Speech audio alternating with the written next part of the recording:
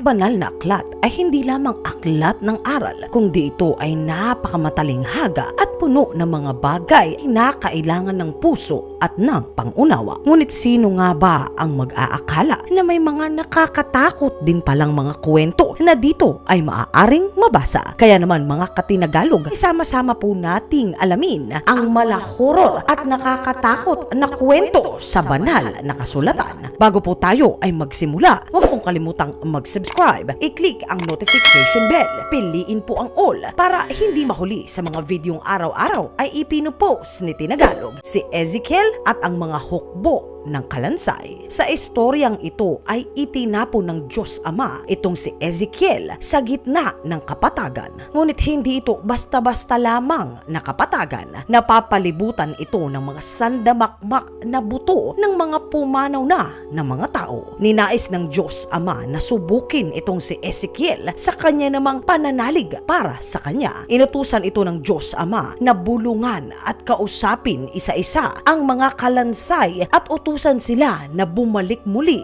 at mabuhay. Aking papasukin sa iyo ang hininga at kayo ay mabubuhay. Aking ikakabit ang inyong litid at magkakaroon kayo ng laman. At akin itong babalutin ng balat at iyong malalaman na ako nga ang Panginoon. Dahil nga sa tatag ng pananampalataya nitong si Ezekiel sa Diyos, ay kinausap nga nito isa-isa ang mga kalansay. At dahil nga sa salita ng Diyos, isa-isa itong nagsigalaw at natupad nga ang sinasabi ng Diyos Ama. Nang sabihin nito na sila ay huminga, ay ito nga ay naganap. At itong si Ezekiel ay nagkaroon ng napakalaki at maraming mga hukbo. Ang Haring Herod at ang mga uod. Ang haring si Herod ay nagbibigay ng kanyang talumpati. Kasama sa kanyang pagsasalita sa harap ng madla ay ang mga magaganda na kanya di umanong nagawa para sa kanyang mga pinamumunuan. Ang mga madlang people naman ay talagang natuwa at siya ay kanilang pinapurihan. Naging isang arogante at isang mapagmataas itong si Herod na uri ng tao. Kaya naman kanyang inangkin ang lahat ng kapurihan. Nakalimutan itong itama na ang lahat ng ito ay dahil sa kabutihan ng Diyos Ama sa kanila.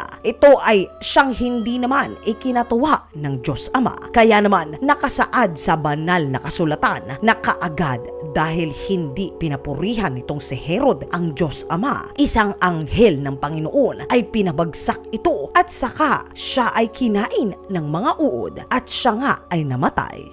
Si Jesus at mga demonyong mga baboy. Hindi naman kumpleto ang mga nakakatakot na kwento sa banal na kasulatan kung hindi maisasama ang ilang mga demonyo at ang mga pagsanib nito. Isa sa pamilyar na kwento, lalong-lalo na sa ating mga Katoliko, ay nang si Jesus ay manggaling sa laot at dumaong ang sinasakyan nitong bangka sa kalupaan. Kaagad na nilapitan siya ng isang lalaki na may maruming espiritu. Ito ay nagmakaawa agad sa kanya na siya ay wag nitong pahirapan. Dahil sa kabutihan ni Hesukristo ay tinanong nito ang pangalan ng lalaki na sa kanya ay mabilis na lumapit. At dito na nga sumagot ang mga demonyo na nananahan sa katawan ng lalaki at ito ay nagsimulang makipagkasundo kay Hesukristo. Ang aking pangalan ay pulutong dahil kami ay marami. Paulit-ulit pa itong nagmakaawa kay Hesukristo nang huwag silang palayasin. Ikasi mo kami sa mga baboy, pabayaan mo kami na sumanib sa kanila.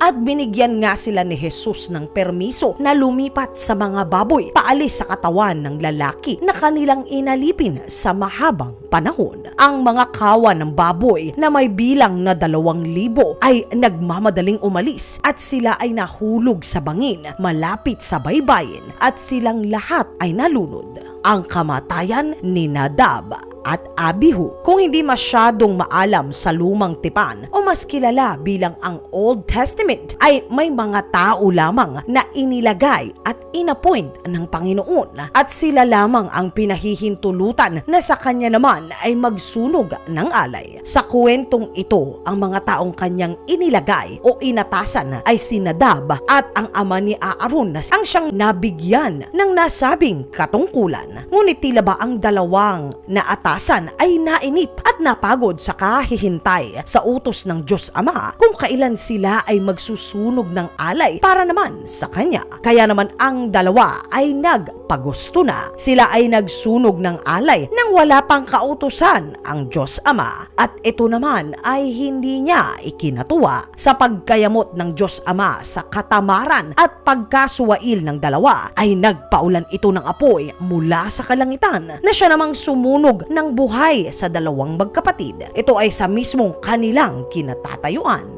Kakatakot talagang magalit ang Diyos, mga katinagalog. Ang parusa sa Sodom at Gomora. Isa na naman sa mga istoryang pamilyar, lalong-lalo na sa mga Katolikong katulad ko. Dahil nga sa hindi magandang mga bagay na nagaganap sa syudad ng Sodom at Gomora, ay napagpasyahan ng Diyos Ama na wasakin ang mga ito at lahat ng mga makasalanan na doon ay nakatira. Walang makaliligtas sa galit at parusa ng Diyos Ama, maliban nga kay Lot at sa pamilya nito. Kanyang tinipon ang buong pamilya at sama-sama silang tumakbo sa burol ayon na rin sa utos ng Panginoon. At ang Panginoon ay nagpaulan ng umaapoy na sulpura sa Sodom at Gomora galing sa Panginoon ng sanglibutan. Pinaulan na nito ang buong kapatagan. Winasak nito ang buong bayan at maging ang mga nananahan sa syudad at maging ang mga halaman. Ngunit ang may bahay nitong si Lot ay lumingon sa likuran at siya ay naging haliging asin. Sa kwentong ito ay naalala ko ang sinasabi ng nanay ko noon na huwag matigas ang ulo, sundin mo ang sinasabi ko para hindi ka mapahamak. Iniutos ng Diyos Ama na huwag lilingon sa bayan kahit ano pa ang marinig nila. Nakaligtas naman ang buong pamilya nitong si Lot, maliban nga sa talipandas at chismosa niyang asawa. Ang pagpako sa krus ni Hesukristo. Isa sa masasabi kong nakagigimbal na kwento sa Biblia ay ang pagpako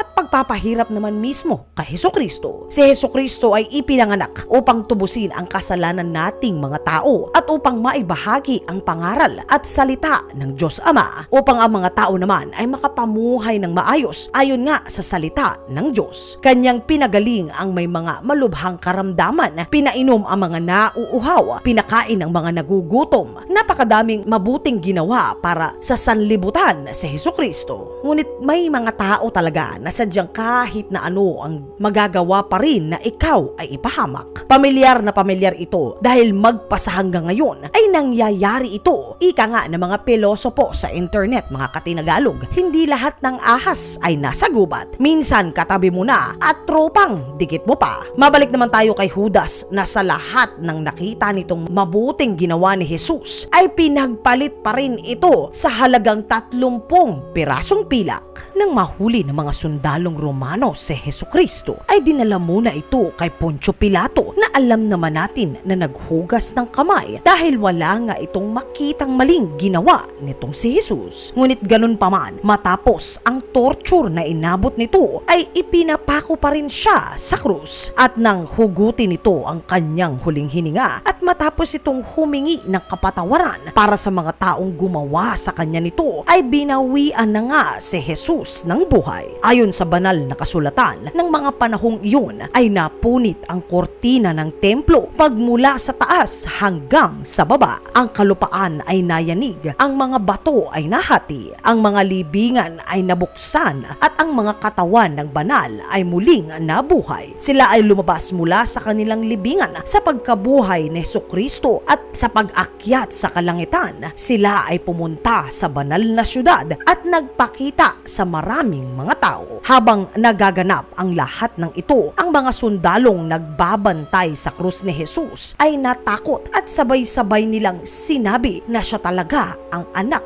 ng Diyos Ama, si Herod the Great. Isa pa sa kwentong napakatindi na siyang nakasulat din naman sa banal na aklat ay ang kwento ng Haring si Herod. Sa libro nitong si Matthew, nalaman natin na si Herod ay ang aruganteng hari na kinabanasan ng Diyos Ama matapos nitong angkinin ang lahat ng papuri at biyaya ng Diyos. Kaya naman ito ay pinakain ng buhay sa mga uod. Ang parehong hari ding ito ay may ginawa pang mas karumal-dumal. Ayon sa banal na kasulatan nang marinig nito na ipinanganak ang isang sanggol na itinakda upang maging hari, hindi naintindihan ng haring ito ang ibig sabihin ng propesiya. Kaya naman sa takot nito na maagaw ang kanyang pinakamamahal na trono, iniutos nito na mabuting alisin na ang nakatakdang magiging sagabal sa kanyang pamumuno. Sa kautusan ay ipinapas lang nito ang lahat ng mga sanggol na lalaki na bagong silang sa Bethlehem maging sa mga karatig nitong mga bayan. Mabuti nga sa kanya at kinain siya ng mga uod ng buhay, ang 10